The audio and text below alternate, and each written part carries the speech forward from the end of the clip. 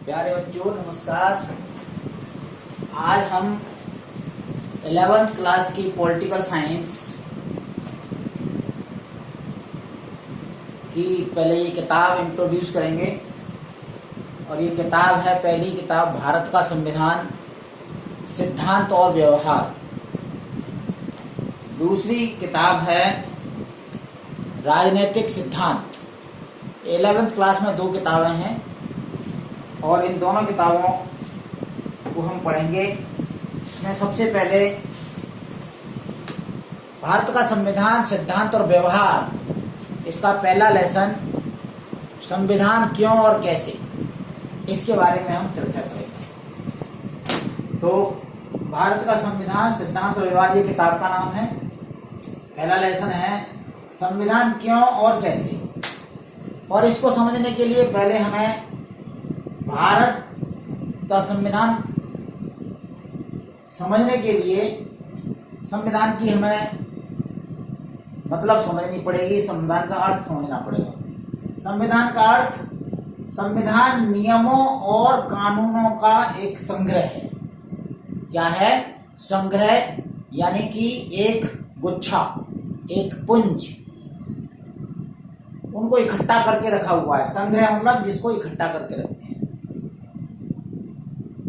संविधान क्या है? नियमों और कानूनों का संग्रह, जिससे किसी देश का शासन चलता है। अब ये संविधान किताब भी हो सकती है, बिना लिखी भी हो सकती है, लिखी भी हो सकती है, दोनों तरह से हो सकता है। उसकी चर्चा आगे करेंगे। तो संविधान क्या काम करता है, संविधान के क्या कार्य हैं, या संविधान की आवश्यकता क्यों होती है। जब हम इस विषय पर चर्चा करेंगे तो पहला काम है संविधान का कि संविधान तालमेल बैठाता है। इसको समझने के लिए प्यारे बच्चों, इसको समझने के लिए आपको आप जिस मोहल्ला पड़ोस में रहते हैं, या जिस गांव में रहते हैं, या जिस शहर में रहते हैं, और उसमें कई सारे घर हैं, कई तरह के लोग हैं, गरीब हैं, अमीर हैं, और विभिन्न जातियों के हैं, विभिन्न धर्मों के हैं। और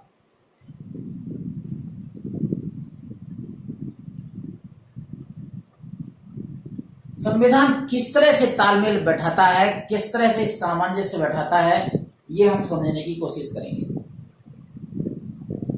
देखिए,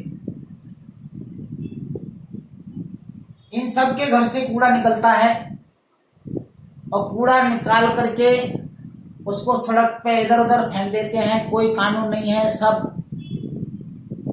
कानून नहीं है, इसलिए सब क्या है, सब तरफ गंदगी है, अव्यवस्था फैली हुई है। जब एक कानून बन जाता है कि भाई सभी लोग, ये 3 कचरे के डिब्बे हैं, एक नीला, एक लाल और एक हरा। हरे में ये हरे में आप कच्ची सब्जी, जो छिलके हैं, जो बायोडिग्रेडेबल हैं, जिनका खाद बन सकता है, ऐसी चीजें। और नीले में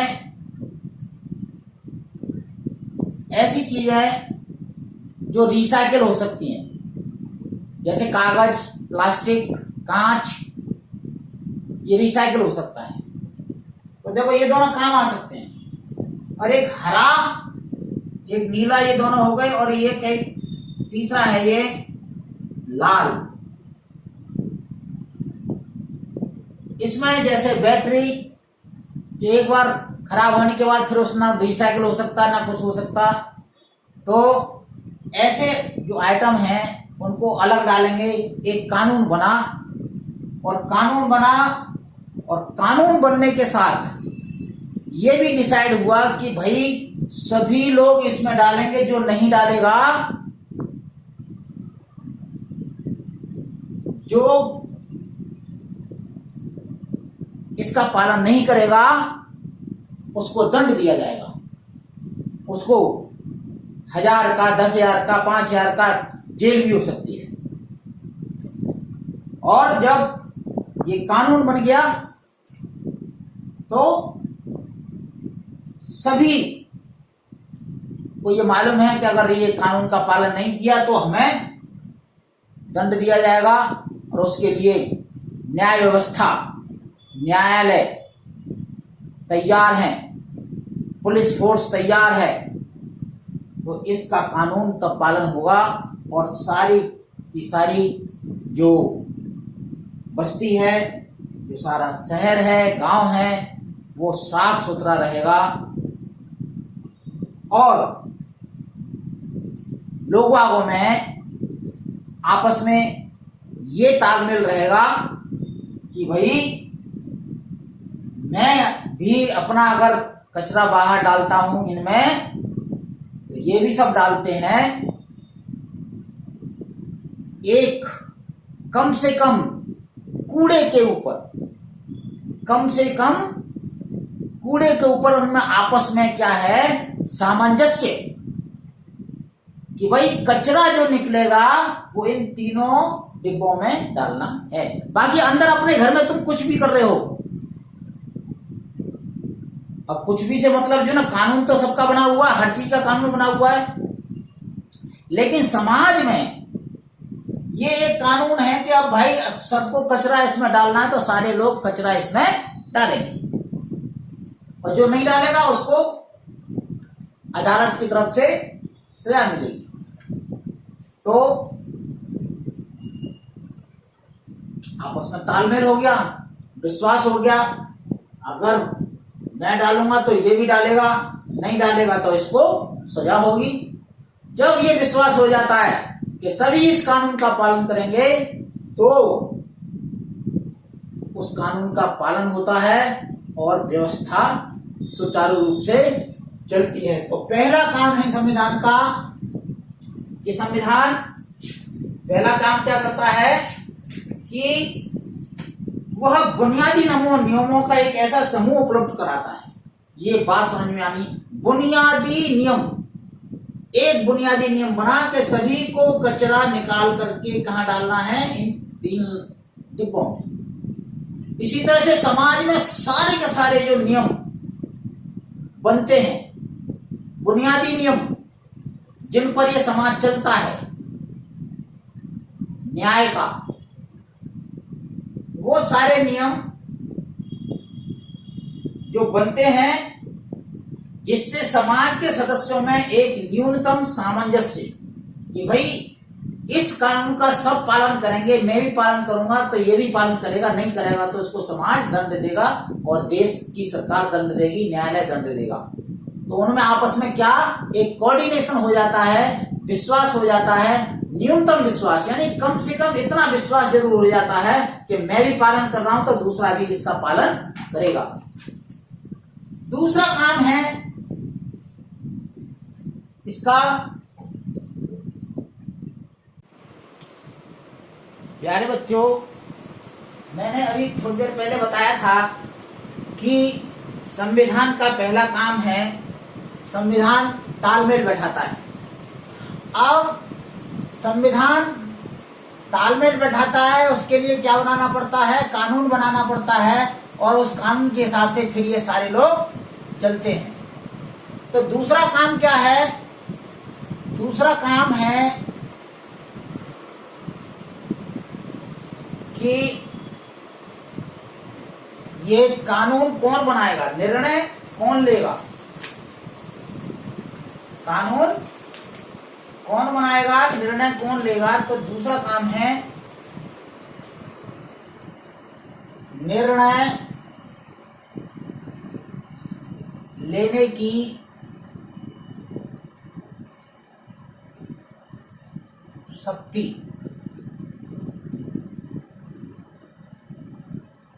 अब निर्णय लेने की शक्ति किसके पास होगी, इसका भी चर्चा जो होती है वो संविधान में ही की जाती है कि इस कानून को कि लाल डिब्बे में और हरे डिब्बे में और नीले डिब्बे में कि कचरा डालना है, इस कानून को कौन बनाएगा, इसकी चर्चा, इसके लिए भी कानून जो बना हुआ है, इसके लिए भी जो बात लिखी हुई है वो संविधान में लिखी हुई है कि भाई निर्णय कौन लेगा, यानी कि ये कानून कौन बनाएगा। और जो कानून बनाएगा वो हमारे समाज से ही, हमारे मोहल्ले से ही निकल करके लोग जाएंगे जो कि इकट्ठे संसद में बैठते हैं। सारे लोग तो मिलकर के बना नहीं सकते, इस मोहल्ले का कानून अलग, इस मोहल्ले का, इस मोहल्ले का, इस मोहल्ले का, सारे मोहल्ले के लोग इकट्ठे हो जाएंगे तो वो अव्यवस्था फैल जाएगी। हजारों लोग यहाँ हैं, हजारों दूसरे मोहल्ले में, हजारों तीसरे मोहल्ले में, कोई कुछ कहेगा, कोई कुछ कहेगा। तो क्या होगा कि इनमें से एक व्यक्ति को चुन करके, अब इसमें कई सारे लोग हैं, इनमें से एक व्यक्ति को चुना जाएगा। और वो कैसे चुना जाएगा? वोट के आधार पर। सपोज एक ये और एक ये और एक ये, तीनों जने बोले कि भाई मुझे चुनो, तो संविधान में ये व्यवस्था दे रखी है कि भाई आप वोट डालेंगे, ये पूरे गांव के लोग या पूरे इस क्षेत्र के लोग वोट डालेंगे, और ये जो वोट डालेंगे उनमें से जो भी जीतेगा वो जो है ना आगे इन कानूनों को बनाने में सहयोग करेगा। मान लो वोट पड़े और उन वोटों में सबसे ज्यादा वोट किसको मिले? इसको, तो ये इन लोगों का प्रतिनिधि, इन लोगों का नेता बन गया और ये कानून बनाने की प्रक्रिया में ये भाग लेगा। तो प्रतिनिधि, सारे लोग तो इकट्ठे नहीं आ सकते, तो अपना एक लीडर चुनते हैं, प्रतिनिधि चुनते हैं, जिससे कि वह कानून बनाने की प्रक्रिया में भाग लेता है। तो अर्थात संविधान का दूसरा काम हुआ कि यह स्पष्ट करना है, संविधान का दूसरा काम, कि समाज में निर्णय लेने की शक्ति किसके हाथ में होगी, और संविधान यह भी तय करता है कि सरकार कैसे निर्मित होगी, यानी कि सरकार कैसे बनेगी और निर्णय लेने की शक्ति किसके हाथ में होगी। तो यहाँ पर किसके हाथ में शक्ति है? जो जनप्रतिनिधि है, जो नेता है, जो चुन करके गया है। बच्चों, दो काम समझ में आ गए। अब तीसरा काम है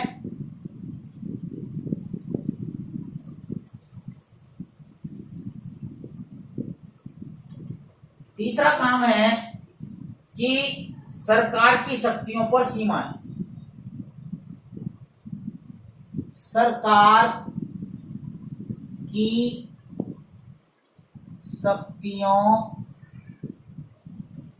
पर सीमाएं। तीसरा काम, प्यारे बच्चों, हमने बताया कि ये जनप्रतिनिधि, सारे जनप्रतिनिधि मिलकर के समाज की भलाई के लिए, देश की भलाई के लिए कानून बनाते हैं,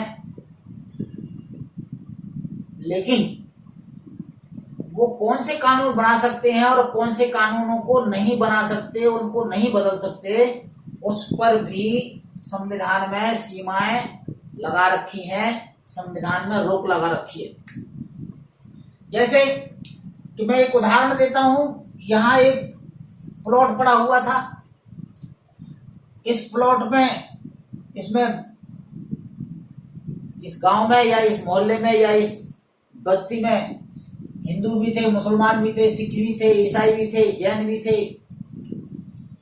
तो सिख बोले कि इसमें गुरुद्वारा बना दो, जैन बोले कि इसमें जैन मंदिर बना दो। अच्छा, कुछ बच्चे थे जो खेलने वाले थे, उनके माँ बाप बोले नहीं इसमें पार्क बना दो, और कुछ माँ बाप के बच्चे जो बीमार रहते थे उन्होंने हॉस्पिटल बना दो।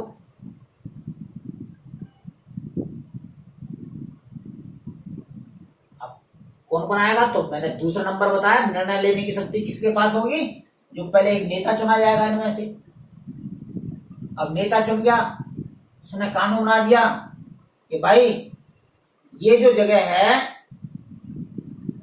इस जगह पे बनना चाहिए हॉस्पिटल, जिससे कि सभी का इलाज हो सके, और थोड़े से क्षेत्र में एक पार्क बनना चाहिए, बच्चे जिससे खेल सके। पर ऐसा भी तो हो सकता है कि ये जनप्रतिनिधि ना तो पार्क बनाए, ना हॉस्पिटल बनाए, ना गुरुद्वारा, ना मंदिर, ना मस्जिद, कुछ ना बनाए, अपना कब्जा कर ले और यहाँ पे जो है ना दुकान बना दे, यहाँ पे उसका किराया खुद खाने लग जाए। तो ऐसा कानून नहीं बना सकता, इसके लिए सरकार ने इसके ऊपर रोक लगा रखी है कि कोई भी काम ऐसा नहीं कर सकते।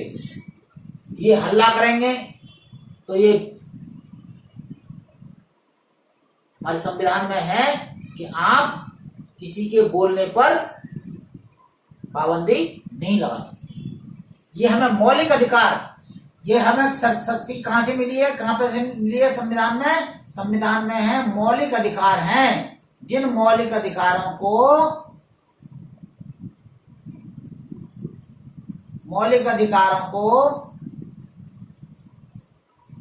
जनप्रतिनिधि भी संसद में या लोकसभा में,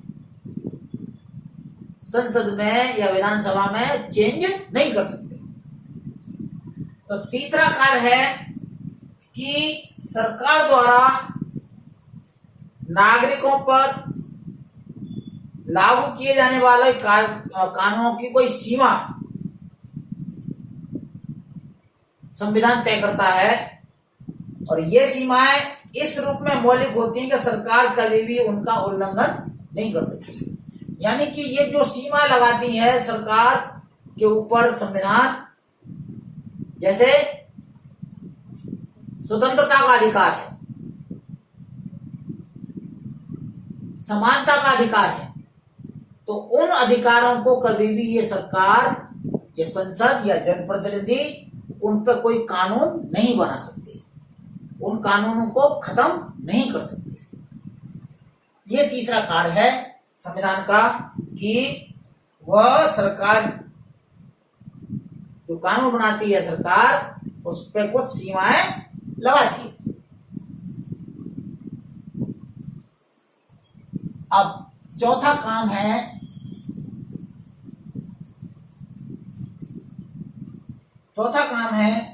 कि समाज की आकांक्षाएं और लक्ष्य, समाज की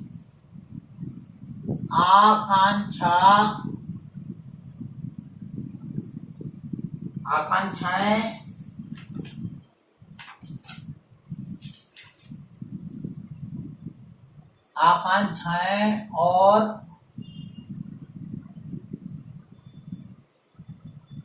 लक्ष्य। देखिए, समाज में सब तरह के लोग हैं। गरीब है वो चाहता है कि मैं पैसे वाला हो जाऊं, अमीर है वो चाहता है मैं और पैसे वाला हो जाऊं, उसका नाम हो।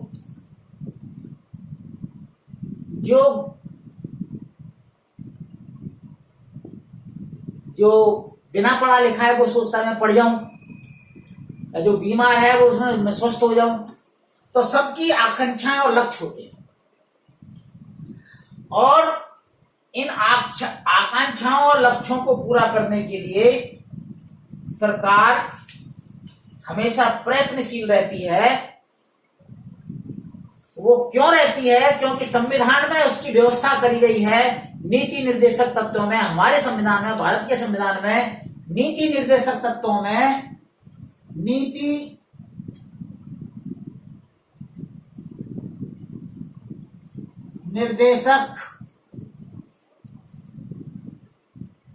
में ये व्यवस्था की गई है। वो नीति निर्देशक तत्व जो मौलिक अधिकार के बाद जो लिखे गए हैं, उनमें ये व्यवस्था की गई है कि सरकार को क्या क्या काम करने चाहिए। हॉस्पिटल बनाने चाहिए, शिक्षा के लिए स्कूल बनाने चाहिए, गरीबों के लिए सारी सुविधाएं देनी चाहिए, आवास से लेकर के भोजन से लेकर के, ये सारी की सारी बातें कि सरकार कैसे अच्छे काम करे, कल्याणकारी काम करे, ये सारे काम नीति निर्देशक तत्वों में दिया हुआ है। तो ये सरकार का ये चौथा काम है कि सरकार ऐसी क्षमता प्रदान करे जिससे वह जनता की आकांक्षाओं को पूरा कर सके एवं एक न्यायपूर्ण समाज की स्थापना के लिए उचित परिस्थितियों का निर्माण कर सके। तो संविधान का चौथा कार्य क्या है? संविधान का चौथा कार्य यह है कि वह सरकार को ऐसी क्षमता प्रदान करे जिससे वह जनता की आकांक्षाओं को पूरा कर सके और एक न्यायपूर्ण समाज की स्थापना के लिए उचित परिस्थितियों का निर्माण कर सके। प्यारे बच्चों, एक काम और है संविधान का, पांचवा काम, वो आप जरा देख लीजिए और समझ लीजिए, थोड़ा सा ध्यान देना पड़ेगा।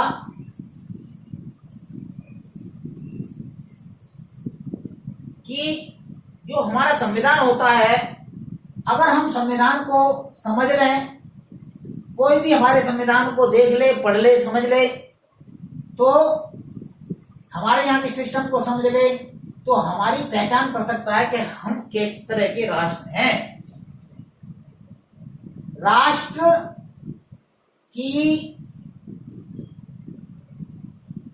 बुनियादी पहचान। प्यारे बच्चों, मैं एक छोटे से उदाहरण से आपको बताऊंगा। आप यूरोप में, अमेरिका में कहीं जाएं, आप अपना भारतीय पासपोर्ट दिखाएंगे, यह आपकी राष्ट्रीय पहचान है, भारतीय पासपोर्ट, इसमें भारतीय लिखा हुआ है, वो समझ जाएगा कि एक बहुत ही अच्छे सज्जन देश से ये आदमी आया है, उसका वेलकम होता है, क्योंकि ये हमारे राष्ट्र की पहचान है कि हम एक धर्मनिरपेक्ष लोकतंत्र के पुरोधा हैं, लोकतंत्र को मानने वाले हैं। और दूसरी तरफ अगर पाकिस्तान से कोई जाता है तो उसकी जो है ना पूरी तलाशी ली जाती है, उसके 50 प्रश्न पूछे जाते हैं, संदेह की दृष्टि से देखा जाता है, क्योंकि उसकी पहचान एक आतंकवादी देश के रूप में हो चुकी है। वहां का जो संविधान है, उस संविधान में कभी भी सेना जो है वहां के प्रधानमंत्री को, चुने हुए प्रधानमंत्री को हटा देती है, और प्रधानमंत्री बनाने में भी सेना का ही सहयोग होता है। तो प्यारे बच्चों, हमारे राष्ट्र की पहचान एक लोकतंत्र की है, धर्मनिरपेक्ष की है, समानता की, जहां पर सभी को समान समझा जाता है। इवन प्यारे बच्चों, जो लोग पाकिस्तान और दूसरे मुल्कों से मोहब्बत रखते हैं, प्यारे बच्चों, वो भी चाहते हैं कि हमारा घर हिंदुस्तान में रहना चाहिए। जो टर्की से मोहब्बत रखते हैं, जो पाकिस्तान से मोहब्बत रखते हैं, वो भी चाहते हैं कि हमारा घर कहां होना चाहिए? हिंदुस्तान में होना चाहिए, क्योंकि हिंदुस्तान के लोगों की जो इज्जत है पूरे संसार में हर जगह उनका मान सम्मान होता है। प्यारे बच्चों, ये हमारे राष्ट्र की पहचान है, बुनियादी पहचान है, क्योंकि इस संविधान में हमें दिया हुआ है हमारे यहाँ लोकतंत्र रहेगा, हमारे यहाँ सभी को समान समझा जाएगा, और हमारे यहाँ धर्मनिरपेक्षता का अच्छे से पालन होगा। प्यारे बच्चों, अगला जो टॉपिक है मैं उसके बारे में कल चर्चा करूंगा, और आज के लिए बस इतना ही। मैं एक बात और कहना चाहूंगा कि इस राष्ट्र की बुनियादी पहचान में देखिए, जर्मनी का जब संविधान बना था तो जर्मनी का संविधान जर्मन नस्ल के ऊपर, जो कि वो अपने आप को एक बड़ी अच्छी नस्ल समझते थे, तो उसमें उस संविधान में जर्मन नस्ल की जो ना की अभिव्यक्ति होती है उनको अच्छा समझा जाता है और उनको वेटेज दिया जाता है। भारत में नस्ल से, रंग के ऊपर, जाति के ऊपर, धर्म के ऊपर कोई किसी को किसी तरह का वेटेज नहीं दिया जाता और उसके आधार पर भारतीय नागरिकता भी नहीं दी जाती।